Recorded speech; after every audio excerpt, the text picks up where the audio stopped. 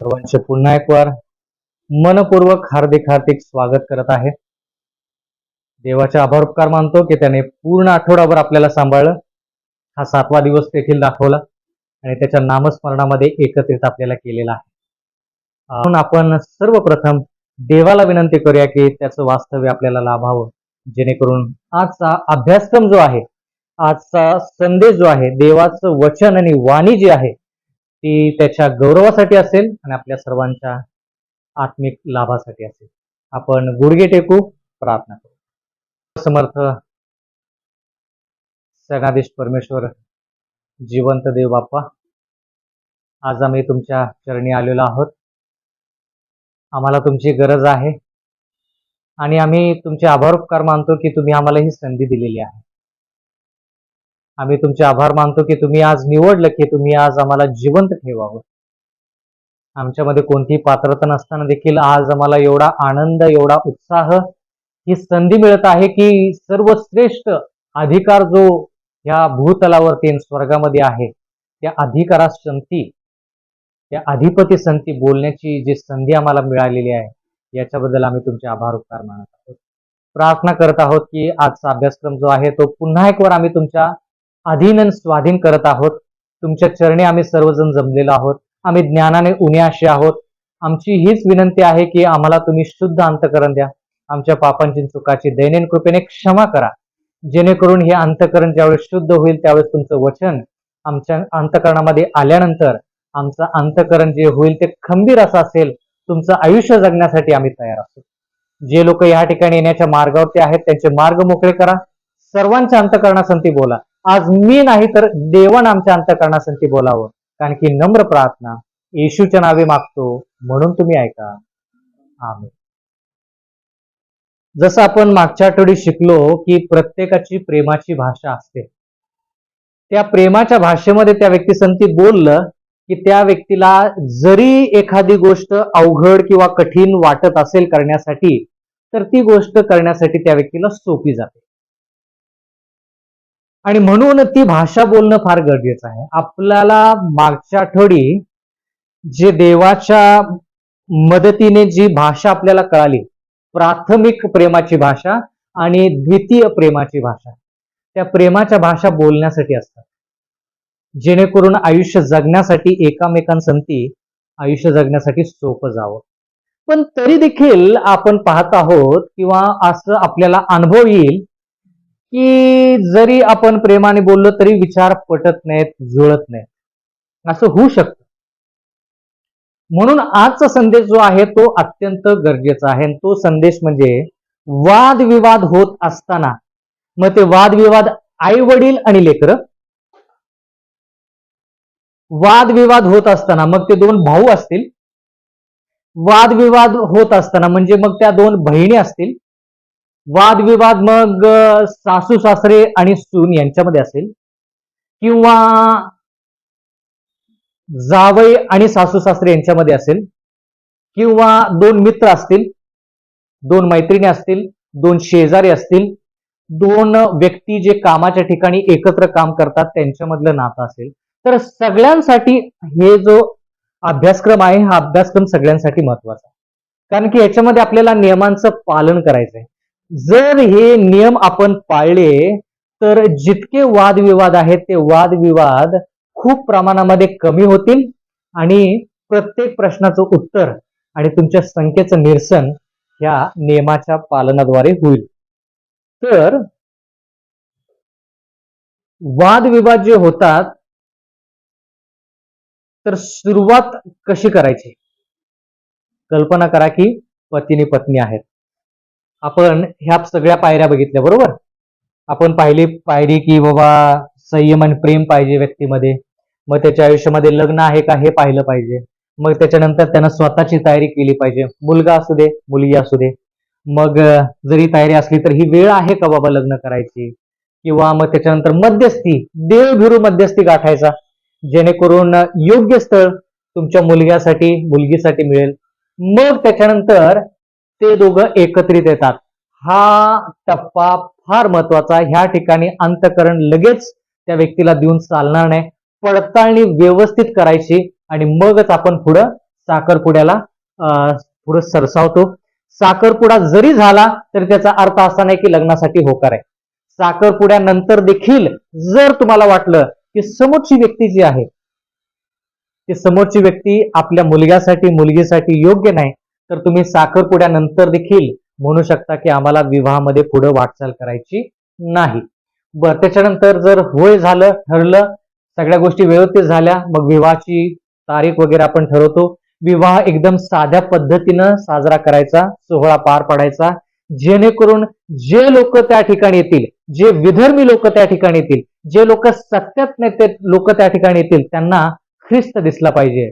तुमचं आकर्षण आणि तुमची सजावट जास्त दिसता कामा नये. सजावट करायची का? नक्कीच करा, पण एवढी नको ज्याच्यामुळं देव लोकांना दिसणार नाही. बर, मग विवाह झाला. 1 महिना, 2 महिने, 3 महिने व्यवस्थित गेले, 6 महिने व्यवस्थित गेले. मग 6 महिन्यानंतर एकामेकांच्या सवयी लक्षात आल्यानंतर एकामेकांच्या सवयी काय काय लोकांना आवडत नाही. मग वादविवाद व्हायला सुरुवात होते. मग पती किंवा पत्नी असा विचार करतात की नवीन लग्न झालंय, काय बोलायला नको.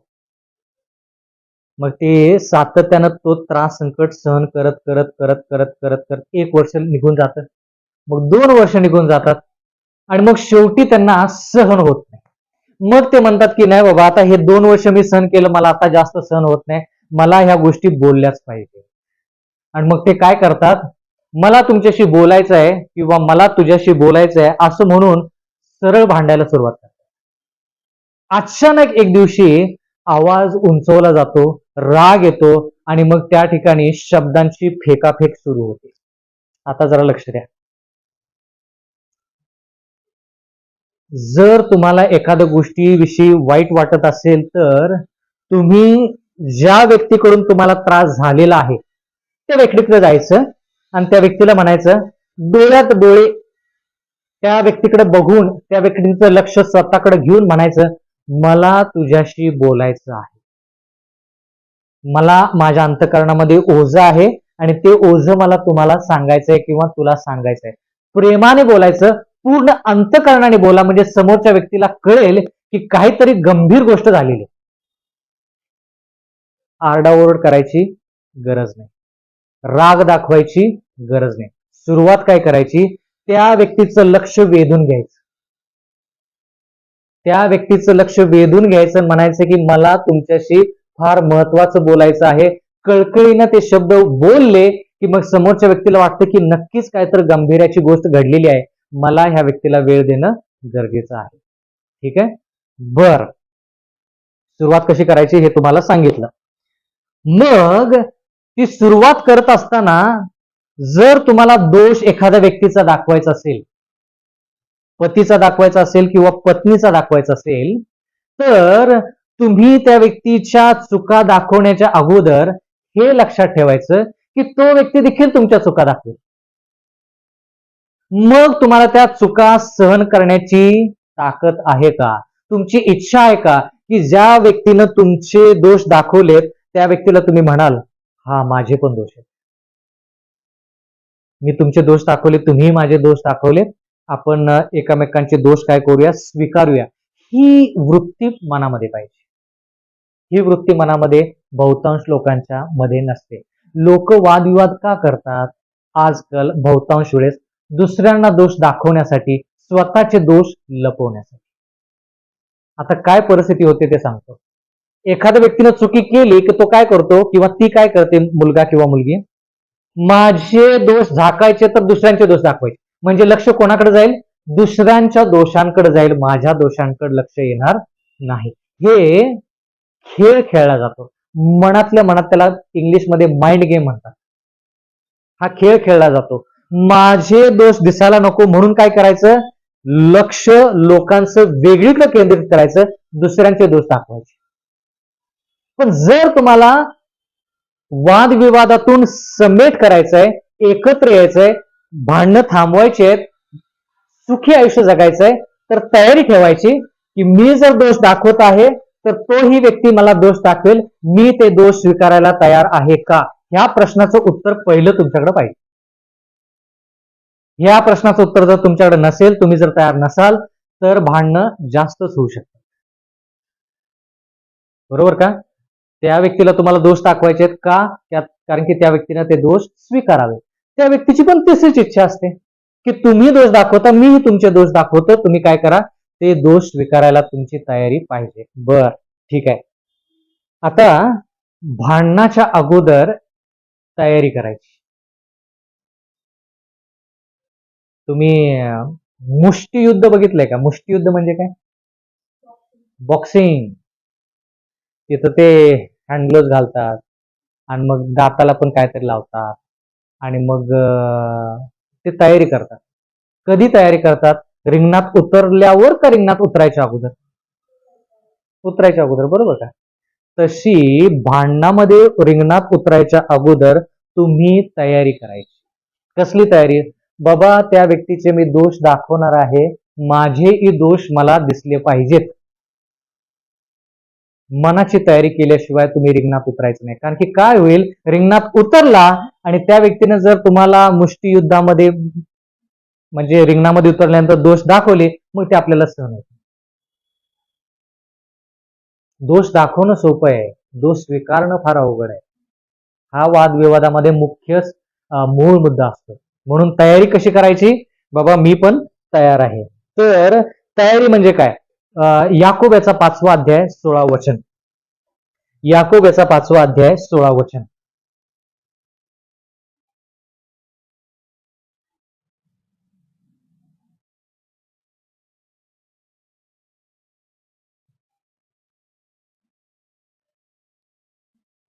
याकूब 5:16 कोण वाचेल मराठीमध्ये?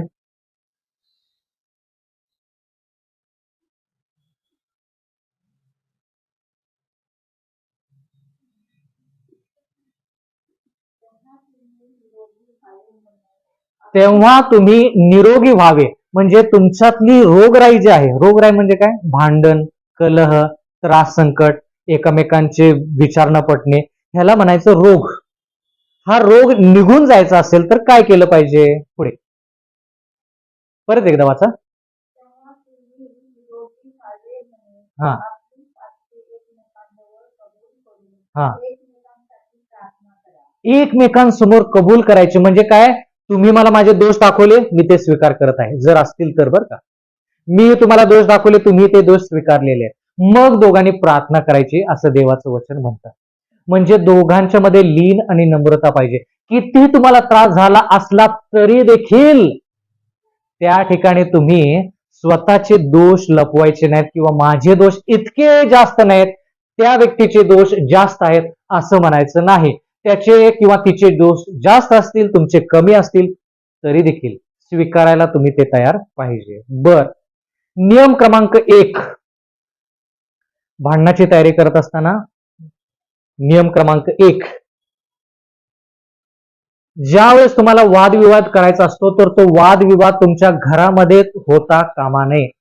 त्या वादविवादासाठी तुम्ही एक जागा ठरवायची, जी जागा तुमच्या घराच्या बाहेर आहे. वादविवाद झोपायच्या खोलीमध्ये कधीच होता कामा नये. वादविवाद जर होत असेल तर त्या झोपायच्या खोलीतून बाहेर यायचं, तुमच्या साथीदाराला सांगायचं, आपण अशा एका ठिकाणी जाऊ ज्या ठिकाणी आपण वादविवाद करू शकतो. वादविवाद करण्याची जागा तुमचं घर, तुमचं जेवायचं ठिकाण, तुमचं झोपायचं ठिकाण नाही, कदापि नाही. आता का ते मी तुम्हाला सांगतो. जर तुम्ही झोपायच्या खोलीमध्ये भांडणं केली तर प्रत्येक वेळेस तुम्ही त्या झोपायच्या खोलीमध्ये जाल तर तुम्हाला कशाची आठवण येईल? भांडणाची आठवण येईल, बरोबर का? झोपायची खोली विश्रांतीची जागा असते. त्या ठिकाणी तुम्ही विश्रांती घेत असता, त्या ठिकाणी तुम्ही प्रेमाच्या गोष्टी बोलत असता, प्रेमाचं कार्य करत असता, त्या ठिकाणी तुम्हाला सुखद अनुभव मिळत असतो. त्या सुखद अनुभवामध्ये वाईट गोष्टीची आठवण यायला नको म्हणून तुम्ही झोपायच्या खोलीमध्ये कधीही वादविवाद करायचा नाही. कदापि वादविवाद करायचा.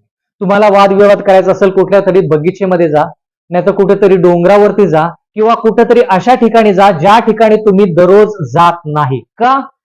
त्या गोष्टी तिथंच मिटवायच्या, तिथंच त्या आठवणी राहतात, तुमच्या घरामध्ये त्या आठवणी येतात. फार महत्वाचा मुद्दा बरं का. पहिला नियम आहे की वादविवादासाठी जागा आहे, ती जागा तुमचं घर नाही, ती जागा तुमच्या घराच्या बाहेर पाहिजे. मग तुम्ही कारमध्ये जरी भांडणं केली तरी चालेल, कारण की कारमध्ये तुम्ही 24 तास नसता. 2 चाकी गाडीवरती काय काय लोक बसतात आणि भांडण करतात, ती जागा ठीक आहे, कारण की तुम्ही 24 तास गाडीवरती नसता. पण घरामध्ये तुम्हाला आनंद मिळत असतो, घरामध्ये तुम्ही एकामेकांचे चेहरे पाहत असता, ते ठिकाण तुमचं भांडायचं नाही. म्हणून नियम क्रमांक 1, भांडण्यासाठी वेळ आणि भांडण्यासाठी ठिकाण तुम्ही दोघांनीही ठरवायचं. पती आणि पत्नी दोघांनी ती जागा ठरवायची आणि त्या ठिकाणी जाऊन भांडण तुम्ही करू शकता किंवा वादविवाद तुम्ही करू शकता. बर, त्याच्यामध्येच दुसरा मुद्दा आहे की लोकांसमोर भांडण करायचं नाही. मुद्दा नंबर 2, सार्वजनिक ठिकाणी भांडण करायचं नाही. आता कल्पना करा की आपण पती आणि पत्नी जर इथून खाली गेले आणि या गल्लीमध्ये त्यांनी जर भांडण करायला सुरुवात केली तर काय होईल? काय होईल? त्याचे परिणाम सांगा. लोक जमा होतील. बरं, दुसरा परिणाम सांगा. भांडणावरून ते लोक काय आहेत ते कळेल लोकांना. जगासमोर तुम्ही काय आहात हे पूर्णपणे जगासमोर तुम्ही प्रदर्शित करत आहात. म्हणून जिथं जनसमुदाय आहे, लोक समुदाय आहे, त्या ठिकाणी तुम्ही भांडण करायचं नाही. मग ते तुमचे नातेवाईक असतील, तुमचे शेजारी असतील, तुमच्या कामाच्या ठिकाणचे लोक असतील, तुमच्या मंडळीमधले लोक असतील, तुमचे मित्र असतील, कोणी असू दे, लोकांसमवेत भांडण करायचं नाही. त्याच्यामुळे तुमचीच प्रतिमा खालावेल आणि लोकांसमोर तुमची नग्नता दिसेल. बर, आणखी काय कारण असू शकेल की लोकांसमोर भांडायचं नाही? आणखी काय कारण असेल? विवादाचे नियम आपण शिकत आहोत की विवाद पार पाडत असताना, भांडण पार पाडत असताना नियमांचं जर पालन केलं तर त्याचा फायदा काय? एक आम्ही पाहिलं की विवाद करत असताना घरामध्ये विवाद होता कामा नये, त्यासाठी ठिकाण घराच्या बाहेर पाहिजे. बगीचा, डोंगराच्या जवळ एक निसर्गरम्य वातावरण, त्या ठिकाणी वादविवाद करायचा, घरामध्ये वादविवाद करायचा नाही, असा नियम क्रमांक 1 आपण पाहिला आहे. बर, पुढे सांगा, सार्वजनिक ठिकाणी भांडण का करायचं नाही?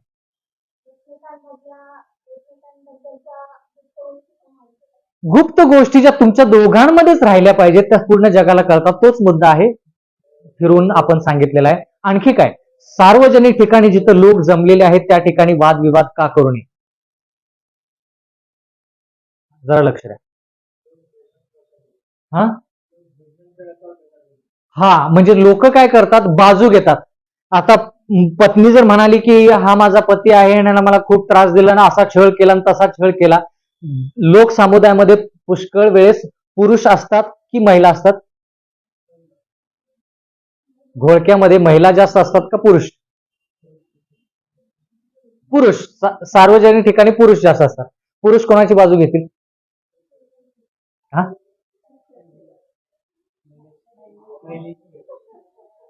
आता वेगवेगळे अनुभव असतील, मला माहित नाही, पण जेवढं मला माहित आहे, स्त्री म्हटलं की पुरुष स्त्रीची बाजू जास्त घेतात आणि ती रडली तर काय विचारायलाच नको. आता जरा लक्ष द्या. लोक मध्यस्थी करत नाही. जनसमुदाय याची तर बाजू घेईल, नाहीतर तिची तर बाजू घेईल. म्हणून ते लोक तुमच्यासाठी वादविवाद सोडवण्यासाठी योग्य नाहीत. मग ते तुमचे नातेवाईक जरी असले, नातेवाईकांना वादविवाद का सुरू झाला काहीच माहित नसतं, कधी सुरू झाला काहीच माहित नसतं. सासू सासऱ्यांना वादविवाद कधी सुरू झाला काहीच माहित नसतं. कोणाला फक्त माहित असतं? पती आणि पत्नी. म्हणून याकोब याचा 5वा अध्याय 16 वचनामध्ये आपण काय वाचलं? एकामेकांसमोर तुम्ही तुमचे दोष अर्पण काय करा? स्वीकारा. एकामेकांसमोर तुम्ही पाप तुमचं स्वीकारा आणि एकामेकांसाठी प्रार्थना करा, म्हणजे तुमच्यातला रोग जो आहे तो निघून. लोक कधीही बघा बर का, बहुतांश लोक जे भांडणं ऐकतात ते एकामेकांची बाजू घेतात. मधी राहून बाबा तुझं काय म्हणणं आहे, तुझं काय म्हणणं आहे हे ऐकत नाहीत, बाजू घेतात. म्हणून लोकांना तुम्ही मध्य करायचं नाही. पती आणि पत्नी मधले वादविवाद पती आणि पत्नी मध्येच, लेकरांसमोर पण नाही. लेकरांना विचारलं तर लेकर काय करतील? मुलगाला आई आवडत असेल आईची बाजू घेईल, मुलगीला वडील आवडत असतील वडिलांची बाजू, झालं तिथं आणि गोळ झाला. म्हणून मध्यस्थी जे आहेत, तो मध्यस्थी फक्त तुमचा देव पाहिजे आणि कोणी व्यक्ती नसावा. बर ठीक आहे. आता याच्यासाठी एक वचन वाचूया. मत्त याचा 18वा अध्याय 15 वचन. नियम क्रमांक 2. नियम क्रमांक 1 काय? कोण सांगेल परत? सिस्टर आता चालेल, त्यांच्यासाठी परत एकदा उजळणी. नियम क्रमांक 1, वादविवाद जर करायचा असेल तर ती झोपायच्या खोलीमध्ये वादविवाद करायचा नाही, जेवणाच्या ठिकाणी वादविवाद करायचा नाही. कारण की प्रत्येक वेळेस तुम्ही झोपायच्या खोलीमध्ये जाल त्या ठिकाणी तुम्हाला ते वादविवादाच्या आठवण येतील. तुमचा आराम, तुमचं प्रेमाच्या भाषण, तुमचं प्रेमाचं कृत्य त्या खोलीमध्ये होणार नाही. म्हणून वादविवादासाठी घराच्या बाहेर जागा आणि वेळ ठरवायची, त्या ठिकाणी वादविवाद करायचा. बरोबर. मुद्दा क्रमांक 2, लोकांच्या समोर वादविवाद करायचा नाही. लोकांच्या समोर वादविवाद केला तर ते लोक तुमच्यामध्ये आणखी जास्त भांडण लावतात. कारण की का? ते त्यांच्या विचाराप्रमाणे उत्तर देतात. आता पत्नीने सांगितलं ना असं झालं तसं, असं झालं का? मग तुम्ही तसं करायला पाहिजे होतं, तुम्ही असं करायला पाहिजे होतं. मग पती म्हणतो अरे बाबा तू भांडणं सोडवायला आला का आणखी जास्त आमच्यामध्ये भांडणं लावायला? लोकांना भांडणामध्ये घेऊच नका आणि विधर्मी असतील तर घेऊच नका. बर, आपण याच्यासाठी एक वचन वाचूया. मत्त याचा 18वा अध्याय 15 वचन.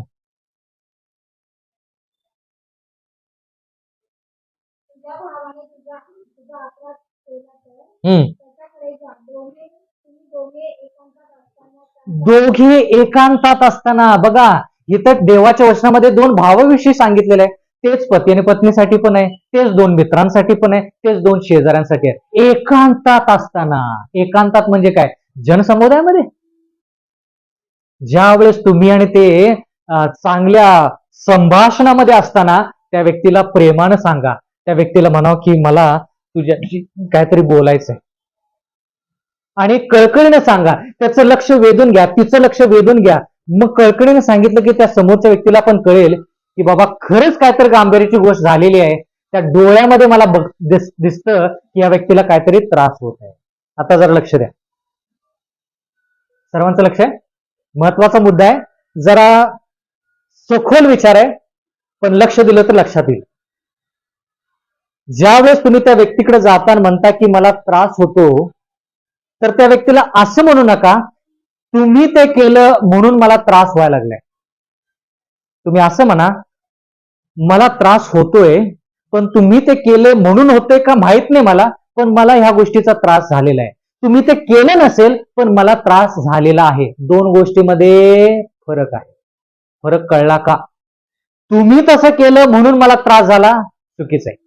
त्या व्यक्तीनं त्या गोष्टी तुम्हाला त्रास व्हावा म्हणून केलेल्या नसतील, तुम्हालाच तो त्रास झाला. बरोबर का? म्हणून त्या व्यक्तीला पण लगेच दोष द्यायचा नाही, म्हणायचं नाही की बाबा तुमच्यामुळेच तसं झालं किंवा तुझ्यामुळे तसं झालं. त्या व्यक्तीला म्हणायचं तुम्ही हे केलं किंवा तुम्ही हे बोलला, मला माहित नाही की त्याच्यामुळे मला त्रास झाला की काय, पण मला त्रास होत आहे, मला तुमच्याशी बोलायचंय.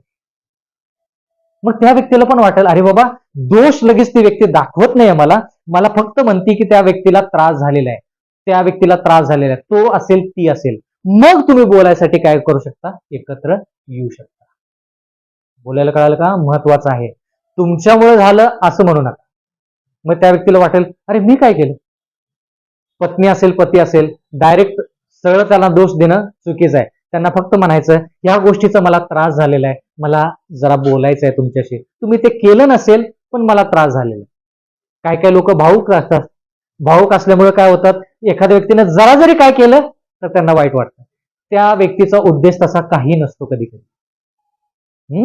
म्हणून म्हणायचं या गोष्टीचा मला त्रास झालाय, तुम्ही केलं नसेल त्या उद्देशानं, पण मला वाईट वाटलं, ते त्याच्याविषयी मला तुमच्याशी जरा बोलायचं आहे. आपण वेळ काढूया आणि एक ठिकाण ठरवूया. ठीक आहे?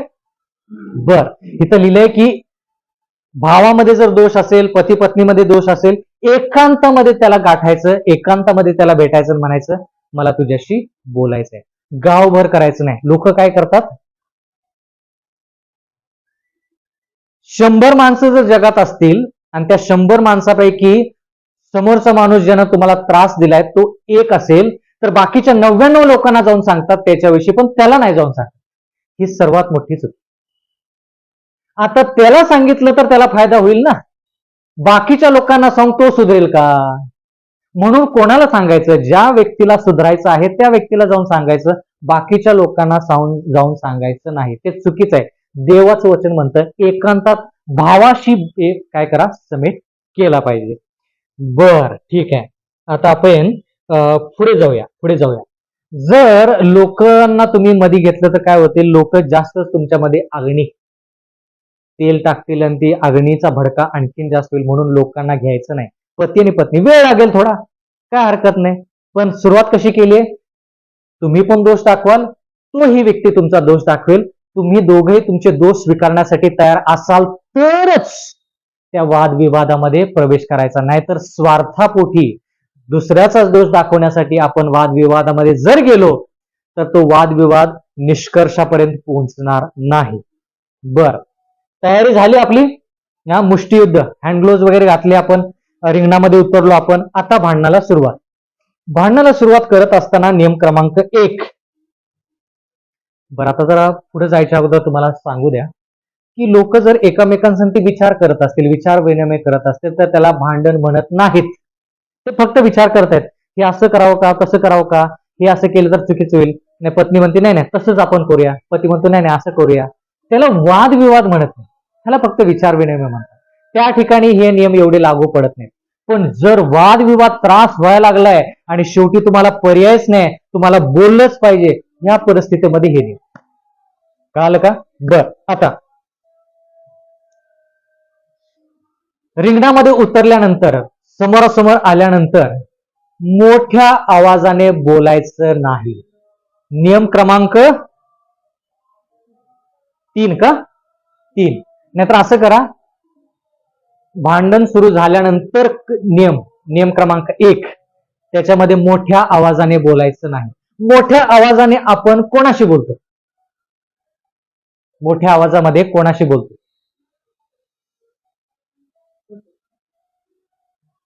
का मोठ्या आवाजाने आपण लहान लेकरांशी बोलायचं? भीती दाखवण्यासाठी? नाही, ते चुकीचं आहे. बर, मोठ्या आवाजात आपण कधी बोलतो? राग आल्यानंतर. बर, आणखी कधी बोलतो मोठ्या आवाजाने?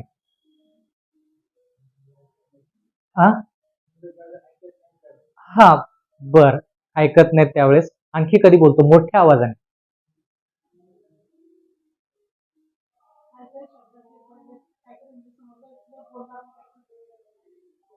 बर, ठीक आहे. आता तुम्ही जे उत्तर दिले ते सर्वसाधारण उत्तर आहेत. मी जरा तुम्हाला दुसऱ्या मार्गातून सांगतो. मोठा आवाज कधी केला जातो?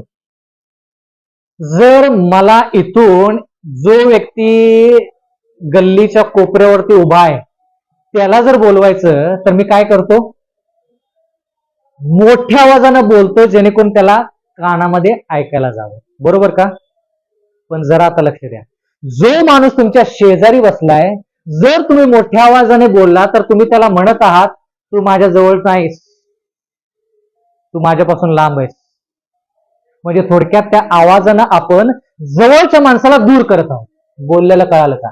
जवळच्या माणसाला आपण दूर करत आहोत, त्याला जाणवून देत आहोत मी मोठ्यानं तुझ्यासाठी ह्याच्यासाठी बोलतोय कारण की तू माझ्या जवळ नाहीस, मला तुला जवळ करायचं नाही, मला तुला दूर ठेवायचंय. आणि दूर आहेस ना, मग मला मोठ्यानं बोललं पाहिजे तुझ्या कानामध्ये आवाज पोहोचण्याकरिता. आणि ते लोकांना आवडत नाही. बर, दुसरी गोष्ट, कधी आपण मोठ्या आवाजाने बोलतो? घराला आग लागल्यावर. बरोबर का? आग लागली, मग शेजारी जरी असला तरी माणूस आग लागली. आणखी कधी? भूकंप झाला की मग आपण मोठ्याने आरडाओरड करत बोलतो. बरोबर? मग आरडाओरड करत बोलत असला ना व्यक्ती, दुसऱ्या व्यक्तीनं शांतपणे त्याच्याकडे बघायचं, म्हणायचं घरामध्ये आग लागली का हो? भूकंप आला का घरामध्ये? मी गल्लीच्या कोपऱ्यावरती उभा आहे का की तुमचा आवाज माझ्यापर्यंत पोहोचत नाही? विचारा, शांतपणे विचारा. कारण की ज्या व्यक्तीला भांडणं सोडवायची नसतात तो व्यक्ती मोठ्याने आणि रागाने बोलतो. तो व्यक्ती भांडण सोडवण्यासाठी नाहीये, त्याला फक्त वाद करायचा आहे, पत्नी असू दे किंवा पती असू दे. म्हणून बातचीत वादविवाद करत असताना नियम आहे भांडणाचा. हा नियम आहे की मोठ्या आवाजाने बोलायचं नाही. बर, कळालं का नियम? नियम क्रमांक 1, मोठ्या आवाजातून बोलायचं नाही. मोठ्या आवाजातून बोलला तर त्या व्यक्तीला वाटेल की बाबा मुद्दाम तुम्ही त्या व्यक्तीला दूर करत आहात, त्या व्यक्तीला तुम्ही जवळ असावं अशी त्याची इच्छा नाही, तिची इच्छा नाही, म्हणून मोठ्यानं बोलायचं चाललंय, हे त्याला लगेच कळेल. नियम क्रमांक 2, त्याच्यासाठी एक वचन वाचूया. नीतिसूत्र्याचा 29वा अध्याय, नीतिसूत्रेचा 29वा अध्याय आणि 22 वचन. नीतिसूत्रे 29:22. रागिष्ट मनुष्य तंटा उपस्थित करतो. म्हणून म्हटलं ना, रागिष्ट मनुष्याकडून तुम्ही अपेक्षा करूच नका की तो व्यक्ती भांडणं सोडवेल. तो तंटा उत्पन्न करतो. तंटा म्हणजे भांडण. भांडण जर थोडं असेल तर ते वाढवतो. म्हणून रागिष्ट मनुष्य किंवा जो व्यक्ती मोठ्याने बोलतो त्याच्याकडे तुम्ही लक्ष द्या, पण त्या व्यक्तीला शांत करा. पुढे वाचा परत. क्रोधाविष्ट मनुष्य बहुत अपराध करतो. ज्या व्यक्तीला आपल्या रागावरती नियंत्रण राहत नाही तो राग कसा व्यक्त करतो? बोलतो. मग ती स्त्री असेल किंवा पुरुष असेल, कोणी असू दे, त्या ठिकाणी जर त्या व्यक्तीला रागावरती नियंत्रण नाही तर तो व्यक्ती जास्त पाप करतो आणि जास्त भांडणं लावतो. म्हणून नियम आहे, भांडण वादविवाद करत असताना कधीही मोठ्या आवाजानं बोलायचं नाही. बर, मुद्दा क्रमांक 2, नियम क्रमांक 2.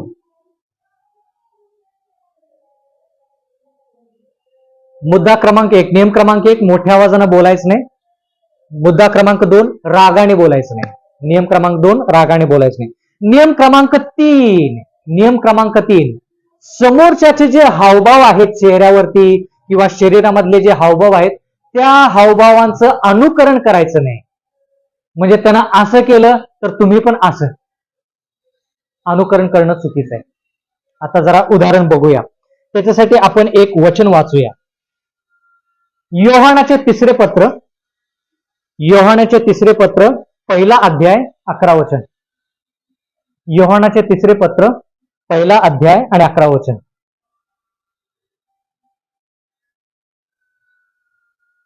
योहानाचे 3 पत्र, याचा 1 अध्याय 11 वचन. हा, वाईटाचे अनुकरण करू नको. म्हणजे समोरचा मनुष्य त्याच्या शरीरामधले जे हावभाव आहेत वाईट असतील तर आपण ते हावभाव अनुकरण त्याचं करायचं नाही. म्हणजे काय? जर समोरचा व्यक्ती आला आणि त्यानं आपला गळा पकडला तर आपण काय करायचं? गळा पकडायचा. मग त्याचं काय झालं? अनुकरण झालं. त्यानं त्या व्यक्तीनं हात पकडला, आपण पण त्याचा हात पकडायचा. त्याला अनुकरण करणं म्हणतात. अनुकरण नाही करायचं.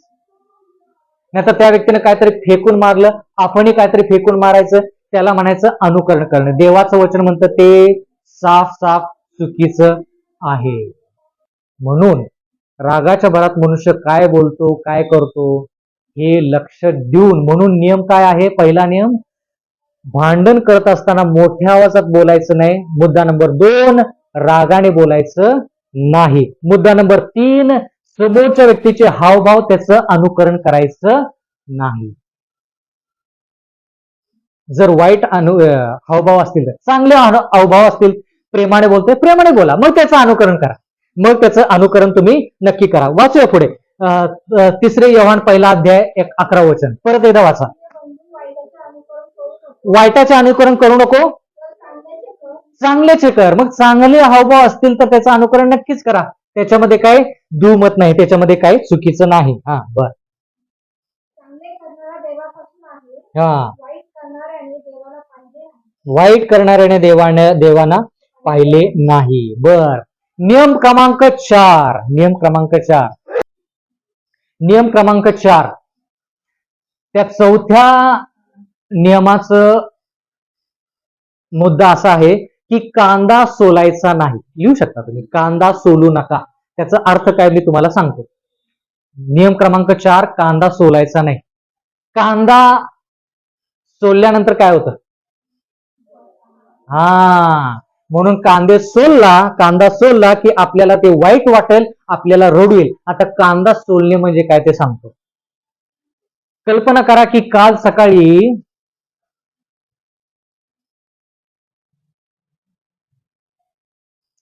घरामध्ये जेवण वेळेवरती मिळालं नाही,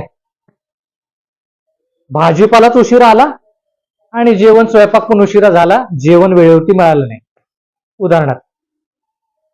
तर तेवढ्याच मुद्द्यावरती बोलायचं, म्हणायचं नाही की 3 वर्षापूर्वी तुम्ही असं केलं, 5 वर्षापूर्वी तुम्ही तसं केलं, 10 वर्षापूर्वी पण तसंच झालं. तसं बोललं तर आपण काय करत आहोत, पहिली पाकळी कालची घडलेली आहे, 5 वर्षाची पाकळी नंतर, मग त्याच्यानंतर 10 वर्षाची पाकळी परत आणि आत, मग 15 वर्षाची पाकळी परत आणि आपण सोलत आहोत. ते करणं चुकीचं आहे. आता 5 वर्षापूर्वीच्या गोष्टी तुम्ही आता का काढत आहात? 5 वर्षापर्यंत तुम्ही काय केलं? मग सण केलं असेल, आता ते तुमची चुकी तुमची. त्या वेळेसच तुम्ही जर बोलला असता, त्यावेळेसच तुम्ही बोलला असता, तर आता ती चुकी तुम्हाला परत काढायची गरज नव्हती. म्हणजे आता जी चुकी घडली ना त्याच्याविषयी बोला. म्हणून कांद्याची जे पहिलं थर असतो ना तेवढाच काढायचा, आत्ताच आहे ना थर तेवढाच काढायचा. 2 वर्षा अगोदरचा काढाल तर मग दुसरा पण थर काढला, मग 5 वर्षानंतरचा मग तिसरा पण थर तुम्ही काढला, मग त्यानं काय होतं? दुःख होतं, डोळ्यातून पाणी येतं. त्याला म्हणायचं कांदा सोलणे. कांदा सोलायचा नाही. तुम्ही म्हणाल 10 वर्षापूर्वी पण असं झालं, मग 10 वर्षापूर्वीच्या गोष्टी आता आठवतील का? 10 वर्षापूर्वीच्या गोष्टी पुरुषाला जास्त आठवतात का महिलांना? कसं लगेच उत्तर आलं? पुरुष ते गोष्ट विसरून पण गेला असेल, त्याला कळालं पण नसेल काय झालं, कोणास ठाऊक, झालं गेलं संपलं सगळं. नाही, 10 वर्षापूर्वी पण असं झालं. मग 10 वर्षापूर्वी अगोदर बोलायचं. 10 वर्षाच्या अगोदरच्या गोष्टी आता काढायच्या नाही, त्या चुकीच्या आहेत. स्पष्ट बोल.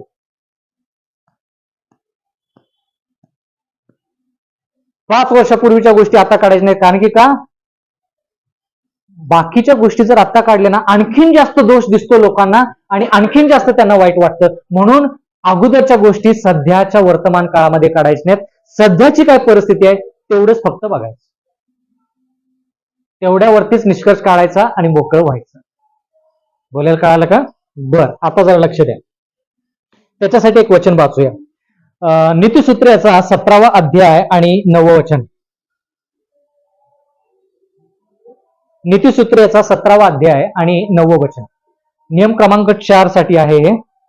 कांदा सोलू नये. काय म्हणतो आपण? कांदा सोलतात का? ते सोलतात ना? बरं, ठीक आहे. हा, नीतिसूत्रे 17:9. हा हा हा. जो गत गोष्टी घोकत बसतो, वारंवार तेच. अरे किती वेळेस? म्हणजे 5 वर्षापूर्वीचे दोष आपण कधी दाखवतो माहित आहे का? ज्यावेळेस आपल्याला आपली बाजू मजबूत करायची असते ना त्यावेळेस मग पाठीमागच्या गोष्टी काढायच्या. म्हणजे काय? आपली बाजू मजबूत होईल, समोरच्या बाजू कमकुवत होईल. 5 वर्षापूर्वी पण असं झालं, मग आणखी जास्त माणूस समोरचा घाबरतो. 15 वर्षापूर्वी पण असं झालं, मग आणखी जास्त. म्हणजे थोडक्यात त्याचे हातपाय बांधायचे, मग तो कुठेही जात नाही, काही करू शकत. सध्याची परिस्थिती फक्त बोलायची. म्हणून म्हटलं ना, नातं जे आहे ना, विवाहाचं नातं, ते असं नाही की 5 वर्षानंतर तुम्ही बोलायचं. नाही, दररोज बोललं पाहिजे. दररोज तुम्ही एकामेकांसाठी बोला, भेटा आणि म्हणा की आजचा दिवस कसा होता, मी व्यवस्थित वागलो का? किंवा तिनं पण म्हणावं, मी व्यवस्थित वागले का? एखादी गोष्ट अशी झाली का की ती तुम्हाला आवडली नाही किंवा तुला आवडली? बोला त्या ठिकाणी. बोलण्यासाठी तो दिवस आहे. म्हणून प्रेमाची भाषा बोलण्यासाठी वेळ द्यावा लागतो. दररोज बोलाचाली झाली पाहिजे, आठवड्यातून एकदा नाही. कितीही तुम्ही व्यस्त असा कामामध्ये, मला तुमच्या कामाशी काही जास्त घेणं देणं नाही, जेवढं तुमच्या विवाहाच्या संबंधाविषयी घेणं देणं. मग ते भाऊ बहीण असतील, आई वडील आणि लेकरं असतील, कोणी असेल, नाहीतर लेकरू म्हणेल मागच्या वर्षी पण तुम्ही तसंच केलं, त्याच्या मागच्या वर्षी पण तुम्ही तसंच केलं. आता ते लेकरू त्याला कळणार नाही जास्त, पण त्याला समजावून सांगा ज्या त्या गोष्टी बाबा त्या त्या वेळेस बोलत चल. लोक काय करतात, बोलत नाहीत साठवून ठेवतात आणि एकदमच स्फोट करतात. तसं होता कामा नये. म्हणून सातत्यानं काय करायचं, बोलत राहायचं. नियम क्रमांक 5. नियम क्रमांक 5, त्याच्यासाठी एक वचन वाचूया. बरं, 5वा मुद्दा असा आहे, एकामेकाला अपशब्द किंवा शिवीगाळी न करता एकामेकांशी बोलायचं किंवा एकामेकांना आदरपूर्वक बोलायचं. एकामेकांशी आदरपूर्वक बोलणे हा 5वा नियम आहे भांडणाचा. आदरपूर्वक. शिवीगाळी अजिबात होता कामा नये. दुसऱ्याला कमी लेखणं हे फार फार चुकीचं आहे. मला खूप वाईट वाटतं की ख्रिस्ती कुटुंबामध्ये शिवीगाळी करून एकामेकांना बोललं जातं. त्यांना ख्रिस्ती कसं म्हणायचं हाच माझा प्रश्न पडलेला आहे. नावापुरते ख्रिस्ती. एक उदाहरण सांगतो. एका कुटुंबामध्ये एक जोडीदार त्यानं किंवा तिनं तिच्या मुलगीला बोलवलं आणि दोघांमध्ये भांडणं होती पती आणि पत्नीमध्ये. तर लेकराला बोलवलं आणि लेकराला सांगितलं त्या व्यक्तीला शिवी दे, ही शिवी दे म्हणून त्या लेकराला सांगितलं. आणि त्या लेकरानं तशीच शिवी त्या एका जोडीदाराला दिली पती आणि पत्नीमध्ये. तर त्या व्यक्तीला इतकं वाईट वाटलं. तो व्यक्ती म्हटला की अरे भांडणं आमच्या दोघांमध्ये आहेत आणि ते लहान लेकराला सांगितलं जातं की अशी शिवी किंवा शिवीगाळी कर. त्या व्यक्तीला इतकं वाईट वाटलं, त्याचं मन एकदम खिन्न झालं आणि तो म्हटला की अशा प्रकारच्या वातावरणामध्ये माझी लेकरं लहानाची मोठी होती. मला तुम्ही सांगा की जर लेकरांसमोर जर तुम्ही शिवीगाळी करत असाल पत्नीच्या विरोधात, तर त्या पत्नीला मान किंमत ते लेकरं मोठे झाल्यानंतर देतील का? देतील का? किंमत जर त्या पतीची करायची असेल किंवा पत्नीची करायची असेल तर ती किंमत कुणी सांगायची त्या लेकरांना? पत्नीची किंमत किंवा पतीची किंमत पतीने पत्नीनं सांगायचं. वडिलांसाठी तसं बोलू नको बरं का, आई सांगते तसं बोलू नको बरं का. वडील आणि आई जर एकामेकाला मान किंमत देत नसतील, शिवीगाळी देत असतील, तर लेकरं देखील पुढे गेल्यानंतर शिवीगाळी जर करतील तर तुम्ही त्यांना दोष देऊ शकत नाही. पहिले तर ते कुटुंब ख्रिस्ती नाहीच आहे, पण जर स्वतःला ख्रिस्ती म्हणत असतील तर त्यांनी सुधारणा करावी. मोठ्या आवाजात बोलायचं नाही, रागानं बोलायचं नाही, शिवीगाळी करायची नाही. मला आश्चर्य वाटलं की एका कुटुंबामध्ये कुठतरी मला सांगण्यात आलं, म्हणजे हे उदाहरण जे तुमच्या समोर मी मांडलं पती पत्नीचं, तर त्या ठिकाणी पत्नीनं तिच्या मुलगीला सांगितलं की वडिलांना शिवी दे. मला आश्चर्य वाटलं. तो पती पण म्हटला की म्हणजे काय किंमत राहिली, आणि ती लहान मुलगी. म्हणून आई वडिलांची किंमत आई वडीलच राखू शकतात. पती पत्नीची किंमत पती पत्नीच राखू शकतात. जेवढी किंमत तुम्ही पत्नीला द्याल तेवढीच किंमत तुमची लेकरं पत्नीला देतील, तेवढीच. जेवढी किंमत तुम्ही पतीला द्याल तशीच किंमत लेकरं देखील पतीला देतील, म्हणजे वडिलाला देतील. त्याच्या पलीकडे किंमत मिळणार नाही, कारण की त्यांना माहीतच नाही ना किंमत म्हणजे काय. जे बोलतात तेच ऐकलंय. जरा वेगळ्या दृष्टिकोनातून सांगायचा प्रयत्न करतो. तुम्ही वडिलांना कोणकोणत्या नावाने लोक बोलवताना ऐकले? कोणकोणत्या नावाने? शिवीगाळी नाही, वेगवेगळे शब्द नाव असतात. काय काय काय नावाने वडिलांना बोलवलेलं ऐकलं तुम्ही? किंवा आईला? शब्द नाही, प्रश्न नाही कळाला. पप्पा, वडिलांना पप्पा डॅडी, हा, अण्णा आप्पा, हा, दादा, एवढे शब्द आहेत. नाही, वडिलांचं सांगा, मग आईकडे येऊया. बर, आणखी काय शब्द? नाना, आणखी काय शब्द? हा, तात्या. बर, आणखी काय शब्द ऐकलेत? आप्पा, हा, मामा, काय? बर, हा, नाही बरोबर आहे. मी नाव ऐकलेलं सांगतो तुम्हाला, अंकल. माझ्या मित्राचे, म्हणजे जे माझ्या संगती शाळेमध्ये होते, ते त्याच्या आई वडिलांना अंकल म्हणायचे का?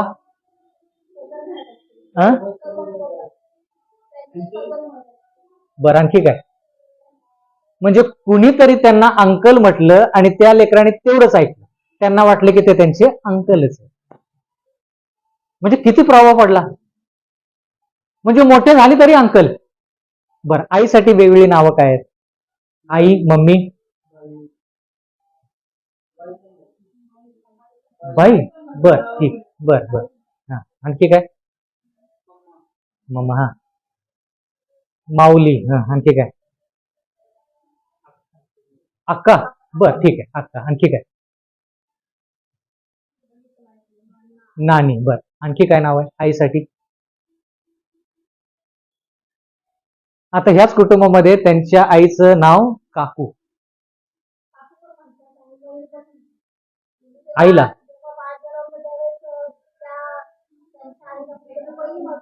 हा, बर, ठीक आहे. म्हणजे थोडक्यात काय, जे शब्द त्या व्यक्तीसाठी वापरले गेलेले आहेत तेच शब्द इतरांसाठी पण आहेत. म्हणून आपण शिवीगाळी किंवा अपशब्द वापरून किंवा समोरच्या व्यक्तीला खाली पाडून अजिबात बोलायचं नाही. या ठिकाणी आपण जिंकण्यासाठी वादविवाद करत नाही. हा वादविवाद मिटावा म्हणून आपण नियमांचं पालन करत आहोत. बोललेलं कळालं का? का नाही कळालं? बर, आता ह्याच्यासाठी एक वचन वाचूया. स्तोत्रसंहिता 52:4. स्तोत्रसंहिता 52:4.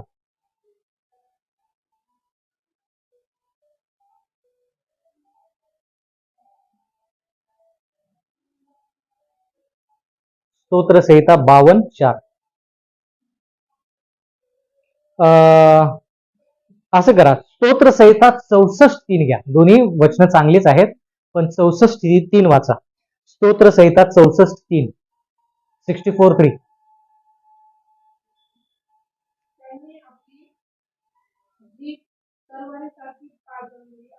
त्यांनी आपली जीभ तलवारीसारखी पाजलेली आहे. म्हणजे थोडक्यात काय की त्या तलवारीनं काय करायचं, तुकडे, तलवार तुकडे करते का जोडते हो? तुकडे करते. बरं, हा, पुढे. आपल्या कडू शब्दाचा नियम तीरासारखा धरलेला आहे. म्हणजे थोडक्यात काय, असे शब्द वापरायचे जेणेकरून समोरच्या व्यक्तीला वाईट वाटलंच पाहिजे. शब्द शोधून काढतात लोक. कोणते शब्द समोरच्या व्यक्तीला फार टोचतील असे शब्द शोधून काढतात. थांबतात की बाबा एखादा शब्द आठवू दे मग मी शब्द ते बोलतो. अरे, फार वाईट परिस्थिती आहे. पुढे काय लिहिले का? बर, ठीक आहे. आता जरा लक्ष द्या. तर बोलताना कसे शब्द वापरायचे? कलैसी करासपत्र 4था अध्याय 6वं वचन.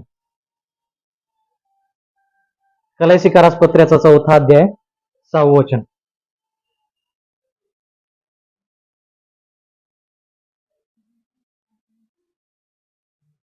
कलैसी करासपत्र 4था अध्याय 6वं वचन. हा, कृपायुक्त मिठाने. म्हणजे तुमचे शब्द कसे पाहिजेत? एखाद्याला प्रोत्साहन देणारे, चांगल्या गोष्टीमध्ये प्रोत्साहन देणारे, एखाद्या व्यक्तीला आनंद देणारे असे शब्द तुमचे पाहिजे. बरं, परत एकदा वाचा. हा, रुचकर. रुचकर म्हणजे काय हो? दुसरा शब्द रुचकरला चविष्ट. म्हणजे त्या समोरच्या व्यक्तीला आवडले पाहिजेत ते शब्द तुम्ही बोलताना, तसे शब्द तुम्ही वापरले पाहिजेत. वादविवादाचा हा नियम आहे. वादविवादामध्ये मी म्हटलं, बोलता बोलता मी तुम्हाला सांगतो, पहिलं महायुद्ध कधी झालं? तारीख माहित आहे का पहिल्या महायुद्धाची? First world war. हा, 1914 ते 1918 मध्ये पहिलं महायुद्ध झालं. दुसरं महायुद्ध 1939 ते 1945 मध्ये दुसरं महायुद्ध झालं. त्या महायुद्धामध्ये देखील नियम असतात. कुणीही युद्ध कसंही करू शकत नाही. दोन देश जे असतात ते पती पत्नी नसतात, प्रेमाचं नातं नसतं, तरी देखील त्या ठिकाणी नियम आहेत. मग वादविवादासाठी नियम नकोत का? पाहिजेत नियम. कुणी उठायचं आणि काही बोलायचं असं होऊ शकत नाही. विवाह आहे, सगळ्यात जगात सर्वात जवळचं नातं म्हणजे विवाह आहे. त्या नात्यामध्ये नियम पाहिजेत. म्हणून देवाचं वचन काय म्हणतं, अपशब्द बोलायचे नाहीत. तुमचे शब्द कसे पाहिजेत, एखाद्याला प्रोत्साहन देणारे रुचकर शब्द पाहिजेत, म्हणजे आध्यात्मिकरित्या त्या व्यक्तीला थोडं बळकट वाटलं पाहिजे. म्हणून मोठ्याने बोलू नका, रागाने बोलू नका, मोठ्या आवाजात बोलू नका, भांडणाचं ठिकाण घरामध्ये ठेवू नका, घराच्या बाहेर कुठेतरी एकांतात ठेवा, लोकांना घेऊ नका मध्ये. हे सगळे नियम आहे. दुसऱ्याचे जरी हावभाव कसे जरी असले तरी आपण त्याचं अनुकरण नाही करायचं. ते म्हणतात ना मराठीमध्ये, कोण जर विस्तव असेल तर एकानं एक जर विस्तव असेल तर दुसऱ्यानं काय व्हायचं, पाणी व्हायचं. म्हणजे काय व्हायचं, विस्तवावरती पाणी पडलं की विस्तव शांत होतो, असा त्याचा अर्थ झाला. एक जर विस्तवासारखा गरम झाला असेल तर दुसऱ्यानं पाण्यासारखं थंड असलं पाहिजे. हे फार महत्वाचं आहे, कारण की त्या ठिकाणी आपण समेट कसा करायचा हा मुद्दा आहे आपला. एकामेकाला दोष द्यायचा आणि त्याचाच किती दोष किंवा तिचाच किती दोष, ह्या ठिकाणी तो मुद्दा नाही.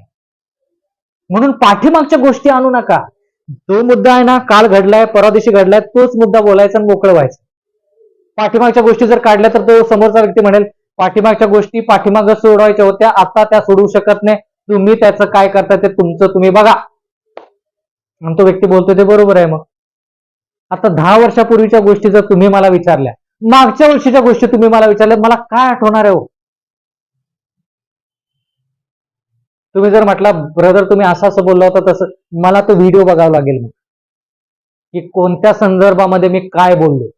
पण ज्या त्यावेळेस तुम्ही विचारलं तर काय होईल, लगेच मला सांगता येईल की नेमकं काय होतं. बोलायला कळालं का. तुमच्या बाबतीत पण तसंच असेल. तुम्हाला जर एखादी गोष्ट लोकांनी 10 वर्षानंतर 5 वर्षानंतर विचारली तर नाही आठवणार तुम्हाला. तुम्ही म्हणाल की त्यावेळेस मी तो निर्णय का घेतला ते माहित नाही, आता त्या निर्णयाकडे बघितलं तर ते चुकीचं वाटेल निर्णय, पण त्या परिस्थितीमध्ये जो तुम्ही निर्णय घेतला तो योग्य असेल, योग्य असला असेल, म्हणजे होता बहुतेक, आता त्या दृष्टिकोनातून तुम्हाला तो निर्णय चुकीचा वाटत असेल. म्हणून ज्या त्या वेळेस त्या गोष्टीचं निरसन करायचं. म्हणून पतीन पत्नीनं दररोज एकामेकांसाठी बोलायचं, भेटायचं. जर वादविवाद होत असतील लगेच दोघांनी म्हणायचं, असं वाटतंय की आपण इथं फक्त विचार विनिमय नाही करत, आपला वादविवाद होत आहे, आपण काय करूया, एक ठिकाण शोधूया ज्या ठिकाणी तुम्ही वारंवार जात नाही. ते ठिकाण शोधायचं, वेळ शोधायची आणि मग त्या ठिकाणी वादविवाद करायचा. काय काय लोक गाडीमध्ये वादविवाद करतात, काय काय ठिकाणी बगीचेमध्ये जाऊन वादविवाद करतात, डोंगरावरती जाऊन, डोंगरापर्यंत जाऊपर्यंत वादविवाद संपलेला पण असतो. काय काय लोक भांडणं, तो राग पण निघून गेलेला असतो. म्हणून घरात का भांडणं होतात, लक्ष लगेच तिथंच भांडायचं, लक्ष लगेच तिथंच राहायचं. तो राग कमी होण्यासाठी वेळ कुठे आहे. पण जर तुम्ही ठिकाण शोधलं ना, त्या ठिकाणापर्यंत जाऊपर्यंत तुमचा राग अर्धा निम्मा कमी झालेला असतो आणि त्या ठिकाणी गेल्यानंतर तुम्ही बोलला की व्यवस्थित गोष्टी होऊ पण शकतात. म्हणून मूळ मुद्दा काय आहे की तुम्हाला त्या विवादातून समेट करायचा आहे. हा मूळ मुद्दा दोघांच्या बाजूने पाहिजे. आम्हाला समेट करायचा आहे. आपण काय करतो, कल्पना करा की शेवटचा मुद्दा आहे हा. कल्पना करा की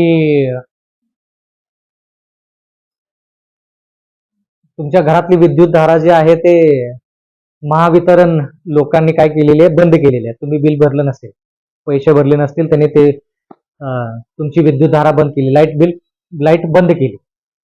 त्याच्यामुळे त्रास झाला. काय त्रास झाला, मिक्सर सुरू करता आला नाही, जेवण व्यवस्थित करता आलं नाही, जेवण व्यवस्थित झालं नाही, जेवण उशिरा झालं, दोघांनाही त्रास झाला. तुम्ही आता दोष कोणाला द्याल, दोष कोणाला द्याल,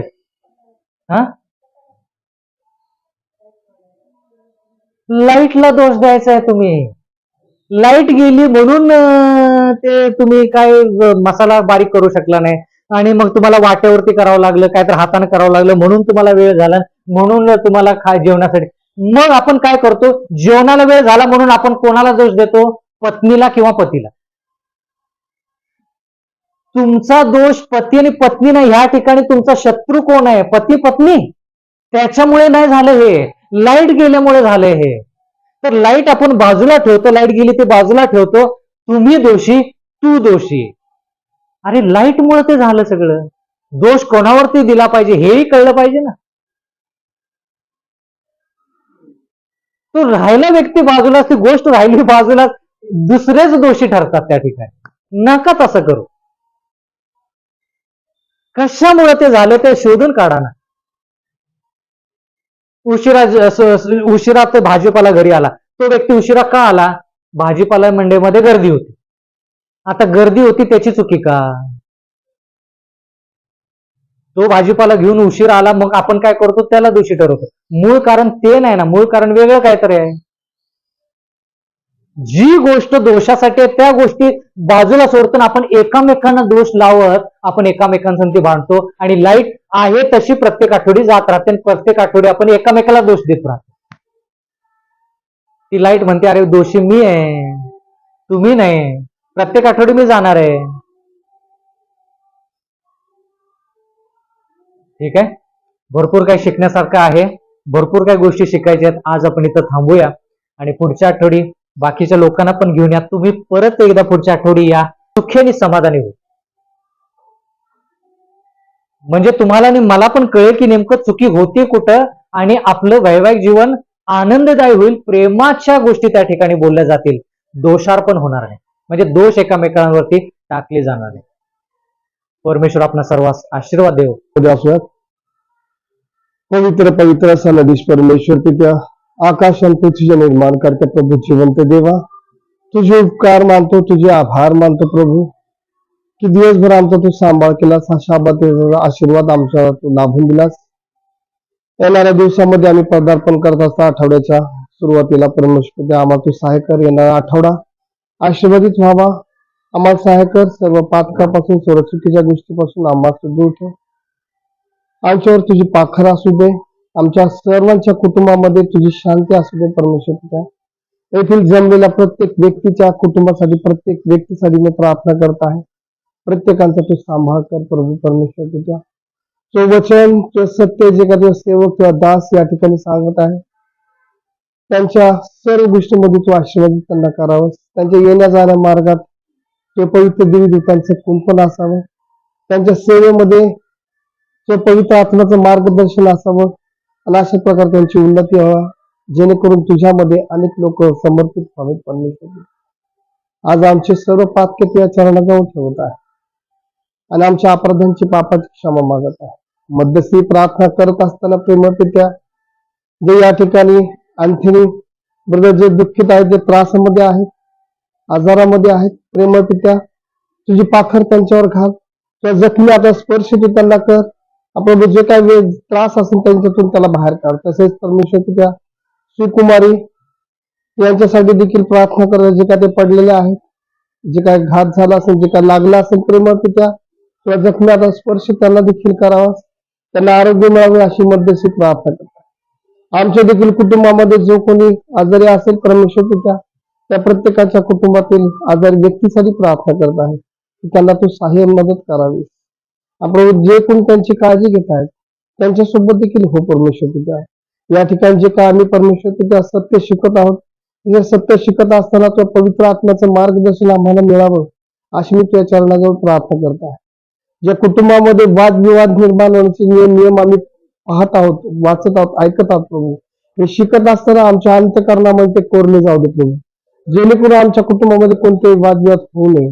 आणि लग्न संस्था ही जी तुझ्याद्वारे स्थापित केलेली आहे ही पूर्वक परमेश्वर तुझ्या पवित्र आणि आशीर्वादित व्हावी असं तू घडवून दे. म्हणून आमच्या सर्व कुटुंबाच्या साठी प्रार्थना करतो, लहान लेकरांसाठी प्रार्थना करतो, तुझी शांती आम्हा प्रत्येकाला असू दे. ही सुंदरशी वेळ तुझ्यासोबत बोलण्याची दिल्याबद्दल तुझे उपकार मानतो, आभार मानतो, आणि इथून पुढचा वेळ काळ सर्व काही तुझ्या हाती ख्रिस्त प्रभू येशूच्या नावात ही प्रार्थना केली म्हणतो आहे. आमेन.